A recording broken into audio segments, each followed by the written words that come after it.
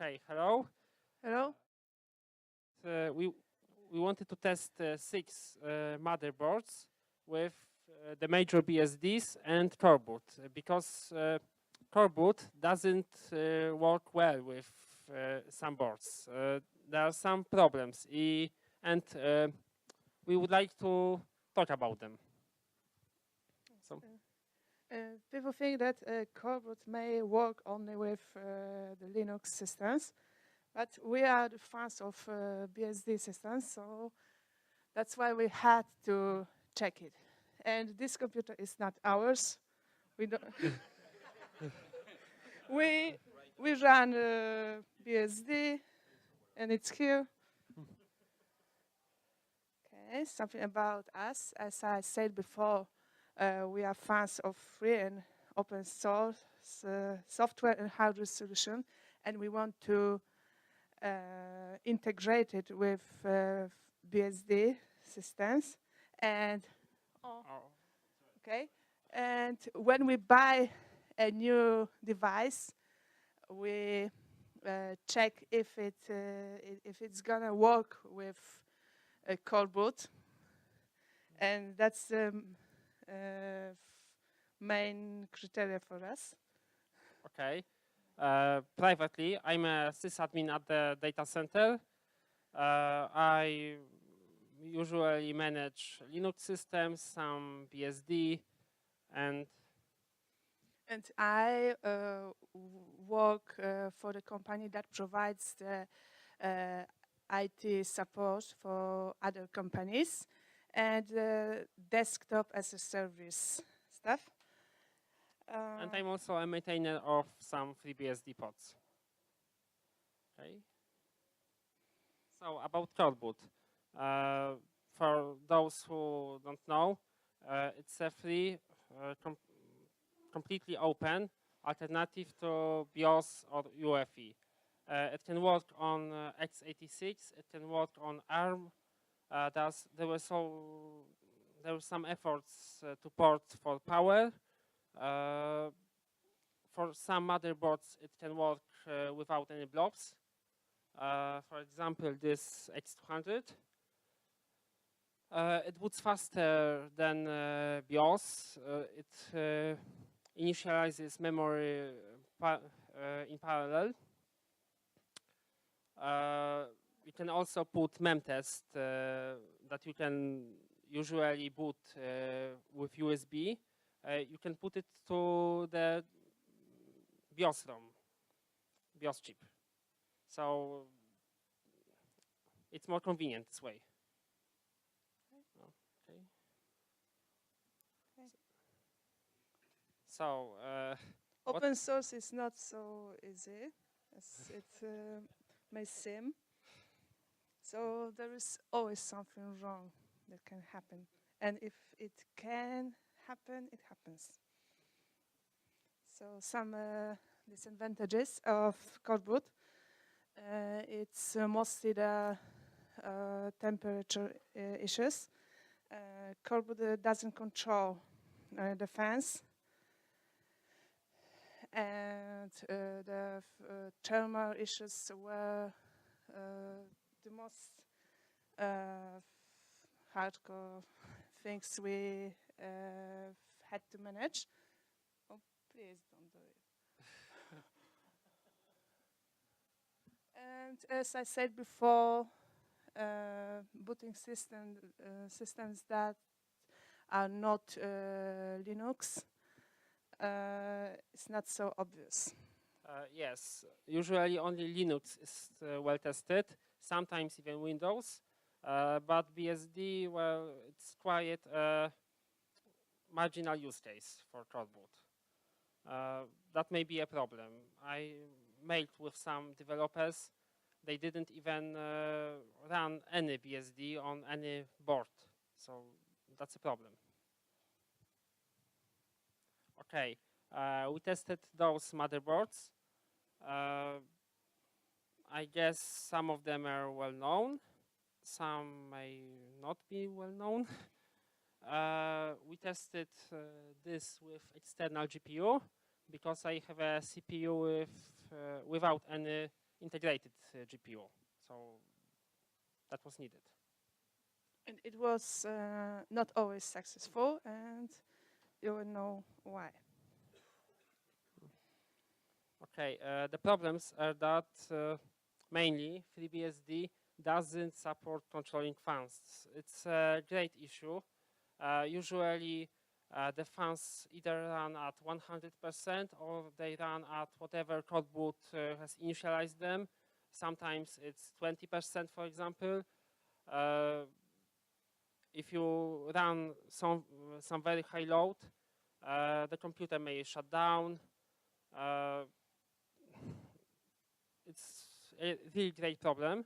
OpenBSD, on the other regard, is really great. It supports actually everything.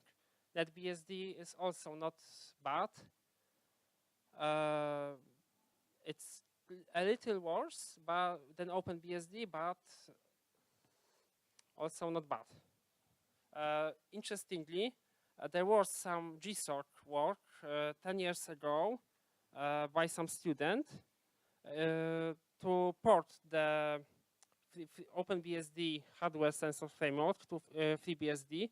It was even committed, but a day later it was reverted due to a complaint from PHK. So Paul Henning Camp didn't like it. And then there was no alternative at all. There's also an issue of higher TDP. The CPUs give more temperature. You need usually additional cooling. So this is the first board. It's our router, which was the less problems.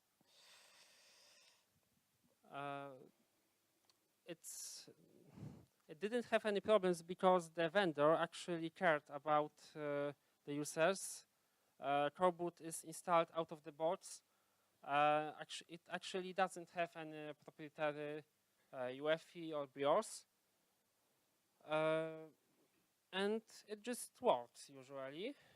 There were some problems running NetBSD because it doesn't support XHCI, so you can't install from USB because it only has USB 3. But NetBSD 8 has new drivers and it works. It's also nice that PC Engines sells recovery bots, so you don't have to hardware flash when you make a bad Coreboot ROM and it doesn't boot. This computer, you can see here, it was the first one we flashed by hardware. And it works pretty good.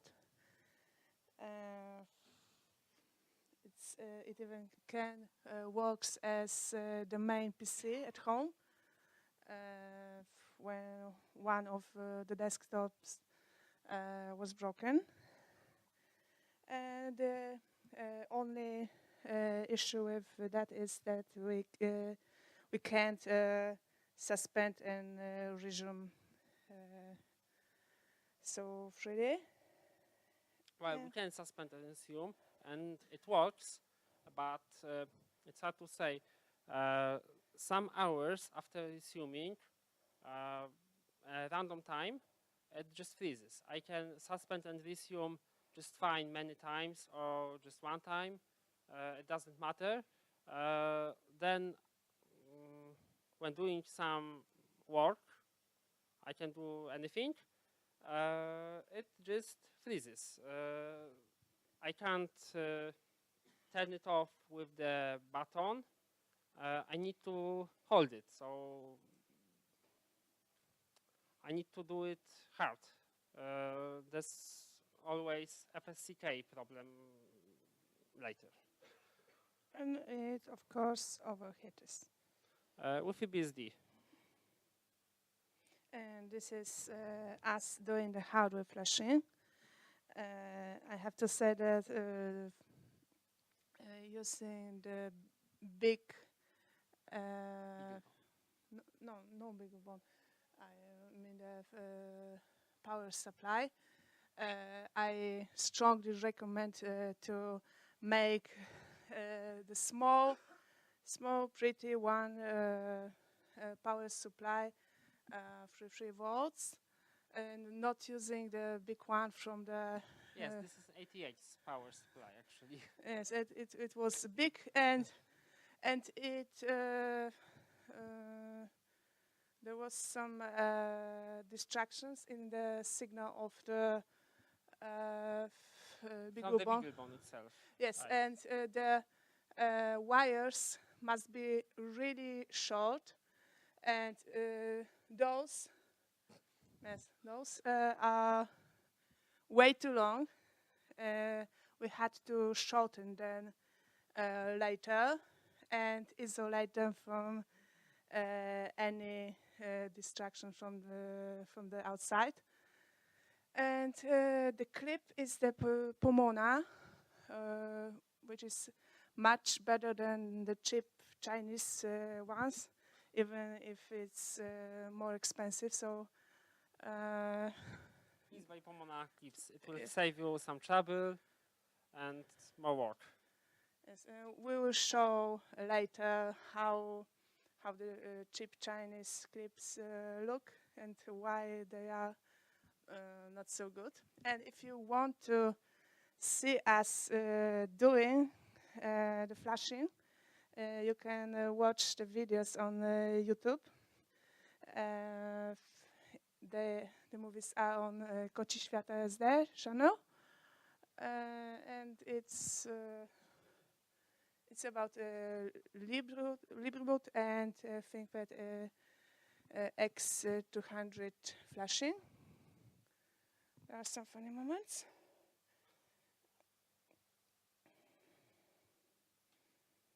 And the next board. Okay, this board is quite interesting. It can manage the fan at the CPU with the South Bridge. So it actually runs FreeBSD quite nice. It can't manage the chassis fans, which are also, the connectors are there. They usually just end up at 100% with FreeBSD. But it works, and it's not even that loud with my case. FreeBSD also works great. It works actually out of the box. I don't have to set up anything. I just install it. NetBSD, well, I can install from the USB just fine. It works, but when I reboot and I want to boot from HDD, well, it doesn't work. It loads another payload from the CBOS list, for example, memtest or anything else, the next one on the list. So yes, the installation works, boots fine, but there are some problems with booting from HDD, I guess. And this is our server. Yes, this was actually the most interesting case here.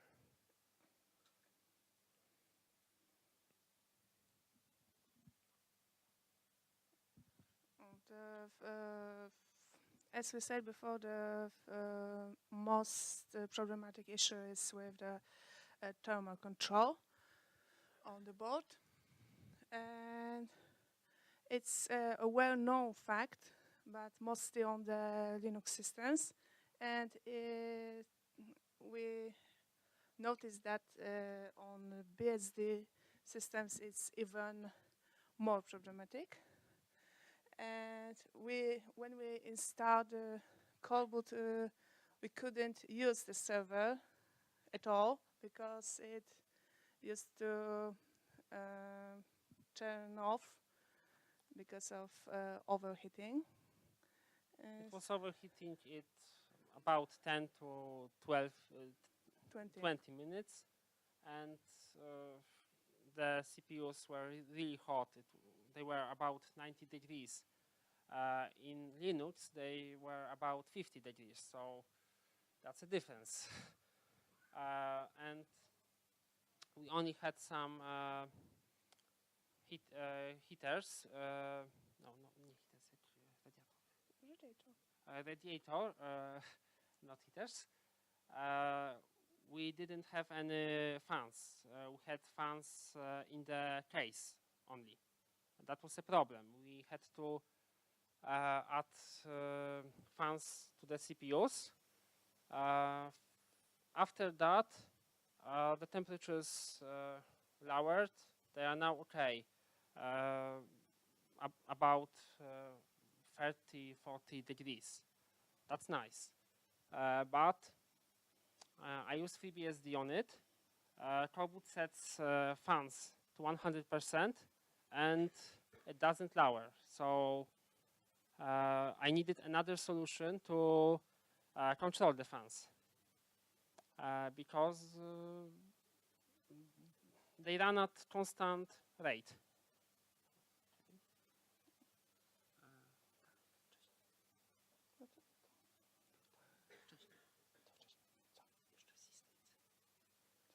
Another issue is that after I worked out the cooling, when the server started doing anything, somewhat, it didn't overheat, but it ran unstable. There were no kernel panics, but it just rebooted. So about 10, 20, 30 minutes, and it reboots. When doing some compilation, anything. When it does nothing, just runs idle, there's no problem. Timothy Pearson from Raptor, who ported Coreboot to this board, suggested turning off C-states in CMOS. That actually helped. It runs now very stable. I can reach an uptime. And it works nice, I guess. It's usable for everyday using. Okay, so about the fans. There are some recent developments by Raptor and Timothy Pearson. He ported the OpenBMC stack by Facebook. They use it to control the fans. And it's now possible to flash the BMC chip with OpenBMC. That makes a completely open solution for running a system. Unfortunately, OpenBMC uses Linux on the background, but well, it works. And about other systems, well, OpenBSD runs nice. No problems. I didn't test it after OpenBMC flashing, but it can control the fans just fine. NetBSD, I couldn't test it because lack of time.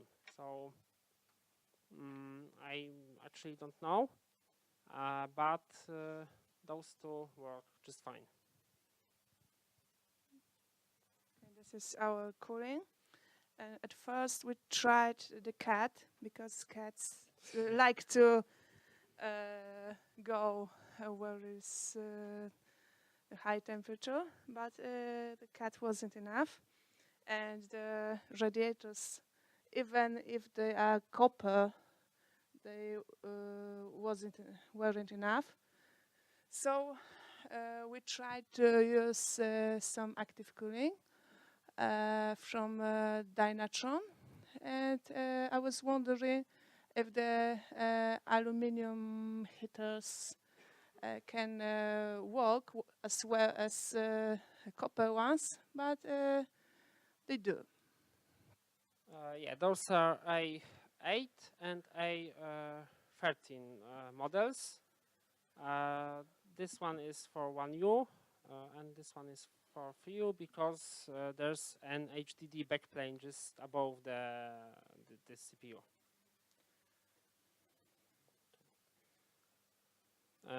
Okay, that was actually my desktop board that burned, and I use this X200 because of it.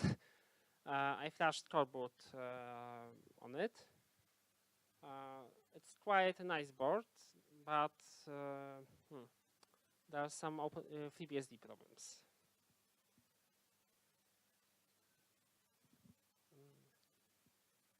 Okay, OpenBSD works fine. No problem at all. Other than the GPU, which was from NVIDIA, so no drivers, well, no issue. About FreeBSD, the same problem with cooling. When doing some work, some compilation, I was playing some game on Wine, for example. It just shuts down. The CPU is very hot. Well, that's a problem. Another issue, after booting the system, there are some messages in the console, actually during booting. After some messages about PCI, the screen doesn't update anymore. It just displays the old lines, but the system boots fine. I can use it via serial. I can also set X11 to load automatically, or I can load it via SSH or serial, and it loads. It works fine. There's the desktop, everything, but you can't get to the TTY. There was a similar issue with Intel drivers at 9.1 version and later, when you couldn't get to the TTY after the X11 started. So that's similar. About NetBSD, well, I was told by the NetBSD developer that Nuvu is still quite unstable, so I guess it can show here. When starting X11 with NetBSD 7, the system just hangs up, but the console works before starting. After starting, it doesn't. With NetBSD 8, Nuvu is enabled by default, so it just hangs, and there's no output at all, serial or video. Okay, this is the next ThinkPad. We tried to flash from the hardware, and this is this Chinese chip clip. We tried to save some money, and we didn't buy Pulmona clip, and then we have some problems because those clips have very narrow pins, so you have to bend them on the side, and then it's not so easy just to clip the gold pins. It's duct tape. It's not the clip. I had to cut them and solder them directly to the chip, to the clip, and the clip itself, it wears out very quickly. So you need to buy few because when you try to clip it right to the chip, it may be a problem because they slip off. And the soldering wasn't enough because we couldn't get the right image from the chip. So then asked some people on the ES channel, and it ended like that. So the board just fried. And there was smoke and a smell and so on. And then we bricked the laptop with pretty good parameters. Okay. So as I said before, after some experiences with the big power supply, I made the small one with gold pins, and it worked pretty well. But when we tried to get a ROM image, we couldn't get it. And my advice just make a big loop for 50 or 100 trials. And some guys on the channel suggested using the Lenovo power supply inside. And it was a bad idea, so don't trust the random guys, because they give you advice and then they disappear. The idea was that if you enable wait on LAN in the UEFI and connect the PSU without the battery on, the laptop is actually on, even if you turn it off, and you can get the ROM image. But well, it didn't work. It worked with our own PSU. It didn't work with Lenovo PSU. And so it's way much safer to make your own PCU and don't trust the guys from the internet. And if you are lucky and your laptop is still on the warranty, you can sell it back to the seller and say them, oh, I don't know what has happened. It doesn't boot. I don't know why. Please help me. And they replace the main board, and I have a fresh new ThinkPad, but I am afraid to repeat the actions because I think they wouldn't believe me twice.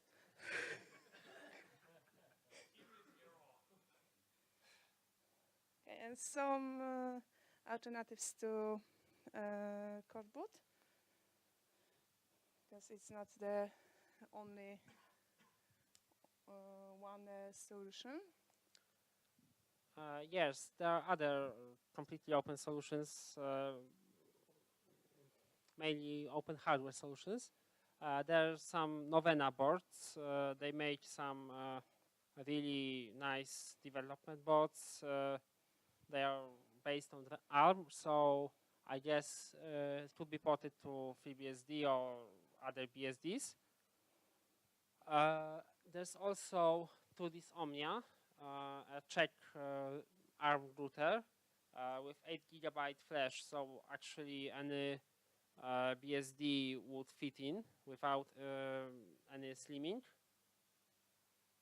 And actually about x86, there are no more open x86 boards. Intel makes management CPUs with management engine enforced, and AMD enforces PSP.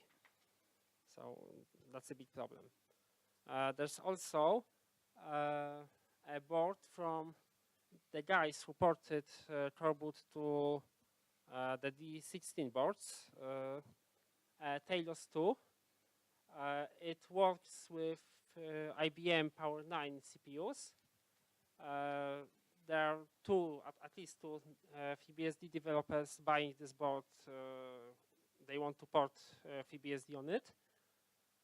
It can make a really powerful station, a server, actually everything. You can see the specs here.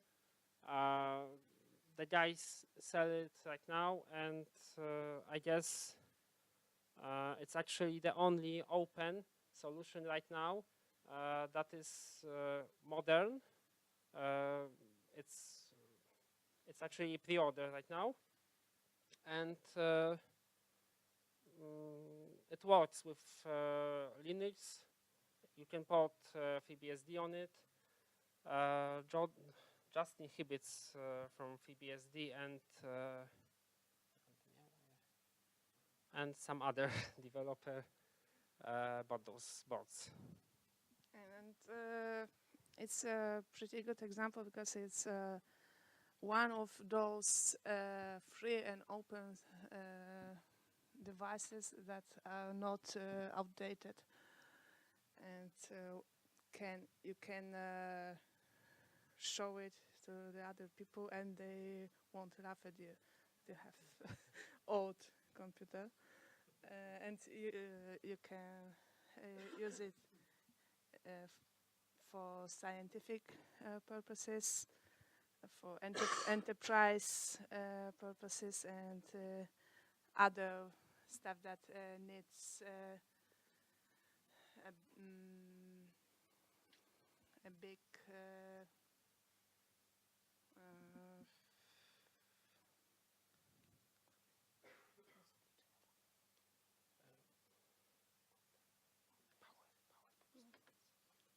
that needs just a big power.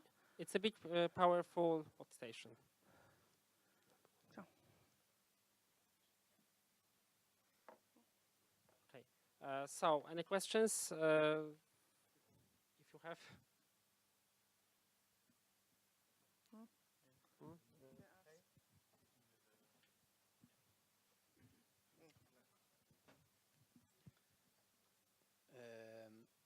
I was about to flash my X230, mainly because of Intel ME. Right. Do you know if it solves completely the issue of Intel ME flashing? No, it doesn't solve. It can solve it partially. There's an utility, ME Cleaner. It can strip down the ME. It leaves the most necessary partitions that are necessary to boot. The others are stripped down. So you can strip it from, I don't know, maybe 5 megabytes to actually 100 kilobytes. That's quite nice, I guess. And some guys at Librem, they make Purism laptops, work on completely reverse engineering the ME. Okay. And another question, what's the difference between Coreboot and LibreBoot? Okay, LibreBoot tries to avoid any blobs. Any blobs meaning even microcode updates. For me, that's an issue. I prefer to have microcode updates. I need to have microcode anyway, so if I can get it updated, I do it. So LibreBoot, I started with LibreBoot actually, but it's pretty pointless for me because I don't even have hardware virtualization on my laptop, and I can have it if I just update the microcode. So that's it. You mean CPU microcode? Yes. On the D16 server we showed, there's an even vulnerability with some CPUs if you don't update the microcode. And LibreBoot doesn't, so that's a big problem. Okay, thank you. Please speak like this, just to make sure that it's actually recorded. So what is your opinion of U-boot in comparison to Coreboot? Okay, Because it's not just on ARM. There is a bunch of Intel engineers working on x86 compatibility. U-boot is quite nice, but it doesn't work on x86. Yes, there are Raspberry Pis, BeagleBones, they work with U-boot. It's actually nice, I guess. So in the most recent version, the one released earlier this month, there is quite a bit of code from Intel for the i5 and i7 modern CPUs as well. It may require special motherboards, but it should support at least the Broadwell and Haswell and all that stuff. Okay, U-boot, I guess it may be an alternative to Coreboot, and it may work. I'm not sure, I didn't try it, but it's still, I'm pretty sure it still needs management engine or PSP if you use it on AMD boards. So that's an alternative to Coreboot, but it doesn't free. It's not free anymore than Coreboot. Yeah. Just as a data point, I have a Purism Librem laptop, which is with Coreboot, and it's working quite well on OpenBSD. The only problem is that there is no support for the frequency scaling of the CPU because the ICPI tables are missing from Coreboot to give the information to the OpenBSD kernel. So I'm trying to push the Purism people to add this table back to the Coreboot firmware. I'm not sure if it's going to work. They're going to listen to me or not, because of course under Linux they are using their own Intel PayState drivers to scale the CPU frequency, and they don't need the ICPI tables. But I don't think anyone on OpenBSD is going to implement this kind of drivers.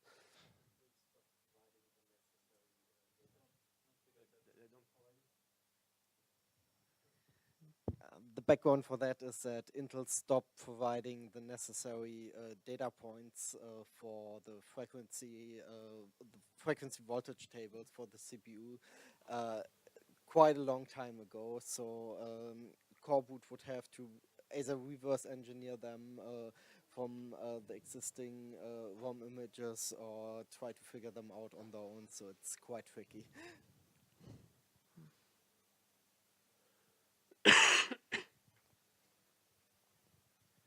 Do you know the current state of more modern AMD systems like the Zen architecture, if there is any issues like on Intel with management firmware or so?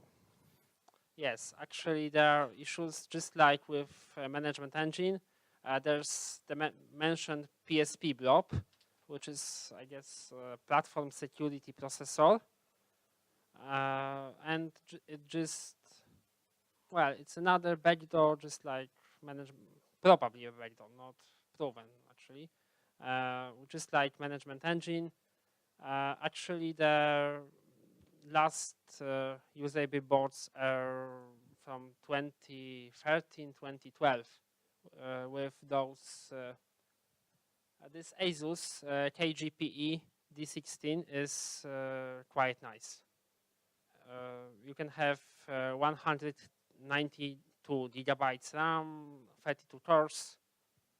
So you can buy this one, I guess. More questions? So do you have any idea why the power usage is so much, or like the heat dissipation is higher, but why is the power usage so much higher in FreeBSD? Can you speak a little louder? Okay, do you have any idea why the power usage is so much higher if you're running FreeBSD? Did you read anything why that happens? I actually don't know. And it's not FreeBSD. Other BSDs are also run hotter, but they can support controlling fans. So they can make fans go faster, and that works around the problem. With FreeBSD, I'm not sure. That's a problem to solve for developers. I'm not a FreeBSD developer. I'm not sure.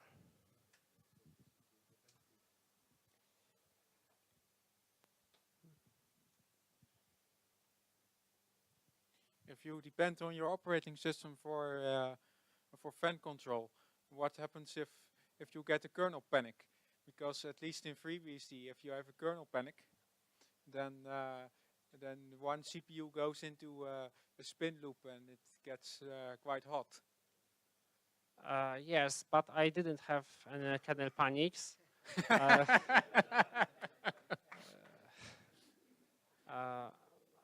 Actually, well, they were, but when it works, when I don't do any crazy stuff, it works. So there are no telling panics right now. I had the C states problem, but it just rebooted. There were no panics. Okay. Yeah. Yeah. Well, that's why I think the idea of Coreboot or the BIOS going into system management mode every once in a while to fix the configure the fence is quite reasonable.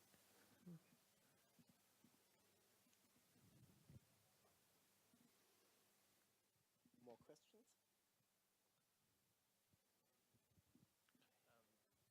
For your server board, did you have any particular difference? The picture showing the open chassis. Did you measure? Did it also crash when you put the cover on with the regular cooling, which did crash previously without your modification with a larger cooler? Can you repeat louder? In louder? most cases, server vendors tell you have to put the cover on, like it has to be at most like 10 minutes without the cover, otherwise it will overheat anyway. Okay. So I would be interested in knowing if it didn't crash when you had the cover on with the regular cooling. Cover, I did tests with cover off and cover on. It was hot anyway. So no, that's not a problem. If you want some details, I was informed that there are some problems with Intel network drivers and FreeBSD, and that's why it rebooted. When their C states were on, I mean.